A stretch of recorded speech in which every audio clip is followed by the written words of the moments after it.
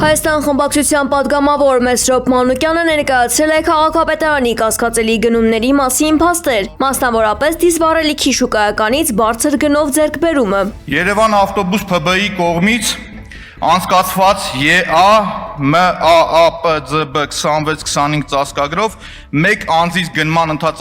ընթացակարգով ձեռքաբերվում դիզվառելիք, 1 լիտրի արժեքը 545 դրամ։ Այդ ոչինչ էլ որ մի անձից են ասը, կասեք միգուցե էժան են առել, բայց ամենահետաքրքիրն է նա, որ հենց այդ նույն ժամանակ լցակայաններում մանրածախի արժեքը եղել է 510 դրամ մաքսիմումը։ Ոնց է լինում, որ շուկայում այդ նույն բանը մանրածախը ծախում են 510 դրամով, դուք մեծածախը առնում եք 545 դրամով։ Էս ինչ ուժեղ առևտուր անող եք դուք։ Ու մեղադրում են պարոն Ղազինյանին չգիտեմ ինչի մեջ։ Կարող է հիմի մի հատ Ռոմանոս Պետրոսյանից SMS-ներ ստանաք, որ Տիգրան Ավինյանի հրաժարականը պահանջեք։ Այդ արդար կլինի։ Ձեր գործընկերոջ։ Բոլոր փաստերի համար պատասխանատվություն եմ կրում։ Ստեղ գործընկերներ կային ասում էին, բա դատախազությանը դիմի։ Դատախազությունը մենակ մի պարագայում է ինձ արձանագրում, երբ որ ձեռքս լինում է մի հատ յոգուրտի շիշ, մի հատ նկար։ Խոսելով տարածքային կառավարման խնդիրների մասին, Մանուկյանը կառավարությանը մեղադրել է խոշորացման անվան ներքո գյուղերը դատարկելու համար, որպես օրինակ բերելով Շիրակի մարզի Ամասիա համայնքը։ Ամասիայում 19 դպրոցից խոշորացվելու արդյունքում 15-ը փակվում է ժողովուրդ։ 15-ը փակվելով դուք նպաստում եք, որպեսզի գյուղը դատարկվի, շատ ուղիղ գյուղը դատարկվի։ Հաջորդը նույն այդ շրջանից հանում եք դուք զինկոմիսարիատը, անձնագրային կետը, գյուղացիների համար կյանքի դժվարություն եք ստեղծում։ Հայաստանի մասնակցության հեռանկարների վերաբերյալ որոշումը պետք է ընդունվի ողջամիտ ժամկետներում, հայտարարել է ՀԱՊ գլխավոր քարտուղար Թալատբեկ Մասադիկովը։ Հայաստանը սկզբից ի վեր եղել է ակտիվ եւ ներդաշնակ անդամ պետություն, արժանի ներդրում ունենալով կոլեկտիվ ներուժի ամրապնդման գործում, եւ ՀԱՊ անդամ պետությունները շարունակում են այս երկիրը դիտարկել որպես կազմակերպության դաշնակից, ասել է նա։ Մասադիկովի խոսքով անդամ պետությունների ղեկավարության ներկայացուցիչները բազմիցս հաստատել են իրենց պատրաստակամությունը Երևանի հետ քննարկելու բոլոր հարցերը առանց բացառության, որոնք վերաբերում են համատեղ աշխատանքներում հայկական կողմի լիարժեք մասնակցության վերականգնմանը։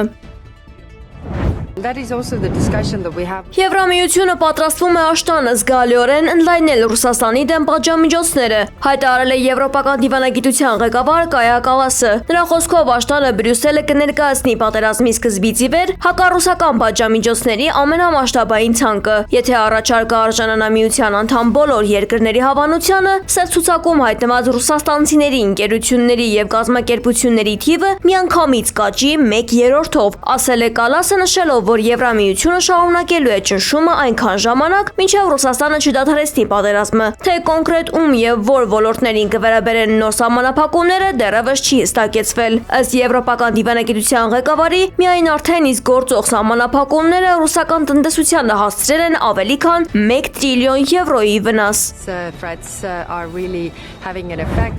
Ուկրաինան առաջին անգամ սկսել է կիրառել բրիտանական արտադրության դրոններ Ռուսաստանի խորքում թիրախներ խոցելու համար, հայտնել է բրիտանական Times-ը։ Երկրում գրանցվել է անօդաչուներով ամենազանգվածային հարձակումներից մեկը։ Մոսկվայի երկնքում արձանագրվել է շուրջ 600 ուկրաինական ԱԹՍ։ Հարվածը հասցվել նաև Պոդոլսկում գտնվող Վալբերիսի խոշորագույն պահեստներից մեկին։ Դոնեցկում անօդաչուի հարվածի հետևանքով խոշոր հրդեհ է բռնկվել Գալակտիկա առևտրի կենտրոնում։ Օդեսայում ըստ ուկրաինական լրատվամիջոցների ռուսական ԱԹՍ-ն թիրախավորել է Էպիցենտր հիպերմարկետը։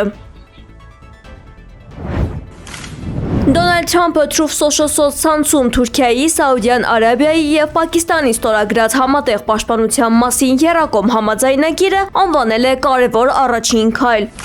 Սա ցույց է տալիս, թե ինչպես է Մերձավոր Արևելքը միավորվում եւ ինչպես նրանք վերջապես կկարողանան ավելի արդյունավետ պաշտպանվել, գրել է Թրամփը։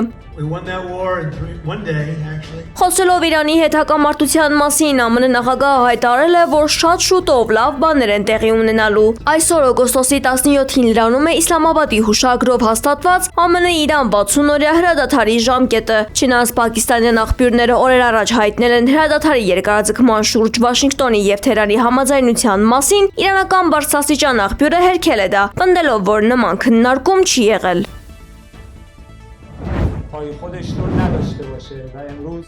Իրանի բանակի հրամանատար Ամիր Հաթամին հայտարարել է, որ ԱՄՆ-ն Հորմուզի նեղուցով Պարսից եւ Օմանի ծոցերով անցնելու իրավունք չունի։ Ըստ գեներալի, ամերիկյան զորքերը վտարված են, նրանց մուտքը այդ ջրային տարածքներ արգելված է, իսկ տարածաշրջանում ԱՄՆ ռազմաբազաները երբեք չեն վերականգնվի։ Հաթամին շեշտել է, որ Հորմուզի նեղուցը Իրանի համար աշխարհաքաղաքական բացառիկ հնարավորություն է եւ այնտեղ իրավիճակը այլևս չի վերադառնա նախկինին։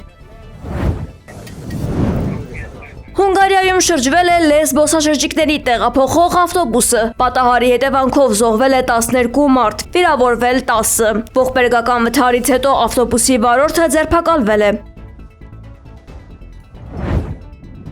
Լեհաստանի Սանոկ քաղաքում գտնվող ժողովրդական ճարտարապետության բացօթյա թանգարանում խոշոր հրդեհ է բռնկվել։ Կրակի հետևանքով ամբողջությամբ այրվել եւ հիմնովին ոչնչացվել է 17-րդ դարի պատմական փայտե եկեղեցին։ Հավայան կղզիներում մոլեգնող լալա փոթորիկը հանգեցել է ողբերգական հետևանքների եւ ենթակառուցվածքների լուրջ խափանումների։ Աղետի պատճառով 1 մարդ զոհվել է։ Բացի այդ, ուժեղ քամիներն ու վատ եղանակային պայմանները վնասել են էներգահամակարգը, ինչի հետևանքով կղզիներում էլեկտրաէներգիայի անջատումներ են։ Ճապոնիայում մոլեգնող հորդառատ անձրևների հետևանքով զոհերի թիվը արդեն հասել է 10-ի։ Տարերային աղետը տարածաշրջանում զանգվածային հեղեղումների եւ սողանքների պատճառ է դարձել, վնասելով բնակավայրերին ու ենթակառուցվածքներին։ Իշխանությունն ու փրկարարական ջոկատները աշխատում են արտակարգ ռեժիմով, օգնելով աղետից տուժած քաղաքացիներին։ Պորտուգալացի ֆուտբոլիստ Կրիշտիանո Ռոնալդոն ակնարկել է մարզական կարիերայի հնարավոր ավարտի մասին։ Լեգենդար հարձակվողը նշել է, որ ընթացիկ տարին կարող է եզրափակիչ լինել իր ֆուտբոլային ճանապարհին։ Սա հավանաբար ֆուտբոլում իմ վերջին տարին է։ Ես արդեն գիտեմ, թե ինչ եմ անելու թոշակի անցնելուց հետո։ Շատ ծրագրեր ունեմ, ասել է Ռոնալդոն։ Թե կոնկրետ ինչով է զբաղվելու ֆուտբոլիստը մեծ սպորտից հեռանալուց հետո առայժմ չի բարձրաձայնել։ Այծերը ԱՄՆ-ում ավտոբուսով երթևեկել են, նրանք շատ հանգիստ մտել են ներս, իսկ երբ հասել են նախընտրած կանգառը, կենդանիները սովորականի պես դուրս են եկել։